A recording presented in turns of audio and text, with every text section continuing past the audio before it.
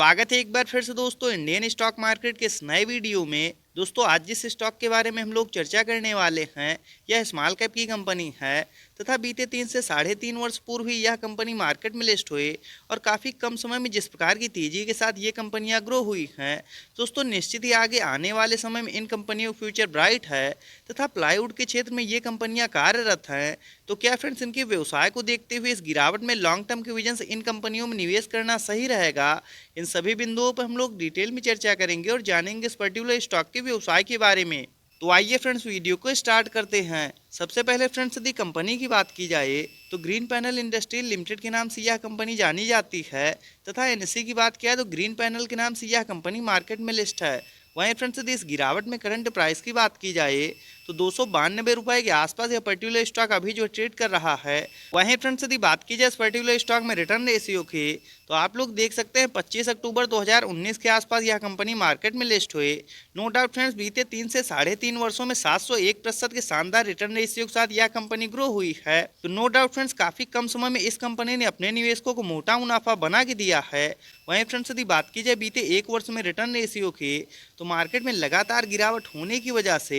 49 से 50% के आसपास भारी भरकम गिरावट हम लोग इस पर्टिकुलर स्टॉक में देखने को मिल रही है। तो क्या फ्रेंड्स इस गिरावट में लॉन्ग टर्म के विजन से इन कंपनियों में निवेश करना सही रहेगा? इन सभी बिंदुओं पर हम लोग डिटेल में चर्चा करेंगे और डालेंगे एक नज़र इस पर्टिकुलर स्टॉक के टेक्निकल्स तथा फंडामेंटल्स पे। वहीं फ्रेंड्स यदि बात की जाए ग्रीन पैनल इंडस्ट्रियल लिमिटेड कारोबार की तो मुख्यतः प्लाईवुड के क्षेत्र में यह कंपनी कार्यरत है तथा medium density fibre board MDF को यह कंपनी बनाती है और साथ ही फ्रेंड्स वुड फ्लोर्स हो गया, प्लाईवुड हो गया, विनियर्स तथा डोर्स हो गए। कहने का तात्पर्य फ्रेंड्स लकड़ी के सजावटी सामानों का यह कंपनी निर्माण करती है और नो डाउट फ्रेंड्स आगे भी इन कंपनियों का फ्यूचर ब्राइट है और लंबी अवधि में निश्चित ये कंपनियां और तेजी के साथ ग्रो होंगी, इसमें कोई दो राय नहीं। वहीं फ्रेंड्स यदि बात की जाए ग्रीन पैनल के टेक्निकल्स की तो करंट टाइम में 3600 करोड़ के आसपास मार्केट कैप निकल के आ रहा है। नो डाउट फ्रेंड्स ये स्मॉल कैप की कंपनी है। वहीं फ्रेंड्स यदि इस गिरावट में करंट प्राइस की बात की जाए तो 294 रुपए के आसपास यह पर्टिकुलर स्टॉक अभी जो ट्रेड कर रहा है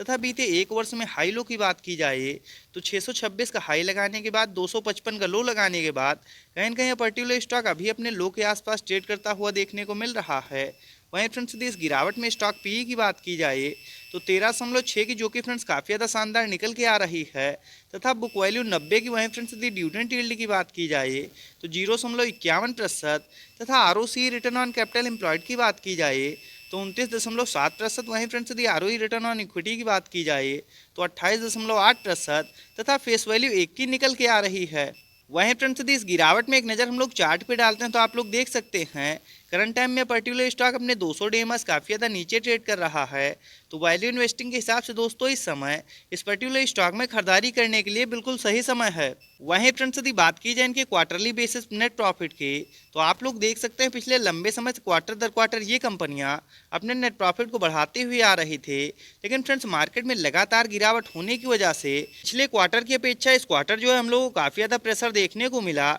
और इसी वजह से दोस्तों इन कंपनियों में भारी भरकम गिरावट देखने को मिल रही है। नो डाउट फ्रेंड्स इनके व्यवसाय में किसी प्रकार की कोई दिक्कत नहीं और आगे आने वाले समय में दोस्तों निश्चित ही मार्केट रिकवर करेगा तब ये कंपनियां फिर से तेजी के साथ ग्रो होंगी, इसमें कोई दो राय नहीं। वहीं फ्रेंड्स यदि बात की जाए इनकी ईयरली बेसिस नेट प्रॉफिट की तो हालांकि साल दर साल इनके व्यवसाय में किसी प्रकार की कोई दिक्कत नहीं और बीते 2-3 वर्षों में काफ़ी शानदार तेजी के साथ ये कंपनियां ग्रो हुई हैं। दोस्तों नो डाउट यदि इस गिरावट में इन कंपनियों में निवेश किया जाए तो निश्चित ये कंपनियां आगे आने वाले समय में आप लोगों को अच्छा मुनाफा बना के देंगी, इसमें कोई दो राय नहीं। वहीं फ्रेंड्स यदि बात की जाए इस पर्टिकुलर स्टॉक में शेयर होल्डिंग पैटर्न्स की तो मार्च 2023 के क्वार्टर के अनुसार 53.09% के आसपास प्रमोटर्स की होल्डिंग। वहीं फ्रेंड्स यदि एफआईआईज की बात किया तो 4.43% तथा डीआईएस के स्टेक की बात किया तो 21.18%। वहीं फ्रेंड्स यदि पब्लिक की बात किया तो 21.30%। वहीं फ्रेंड्स यदि इस गिरावट में एक नज़र हम लोग चार्ट पे डालते हैं तो आप लोग देख सकते हैं करंट टाइम में 293 रुपए के आसपास यह पर्टिकुलर स्टॉक अभी जो ट्रेड कर रहा है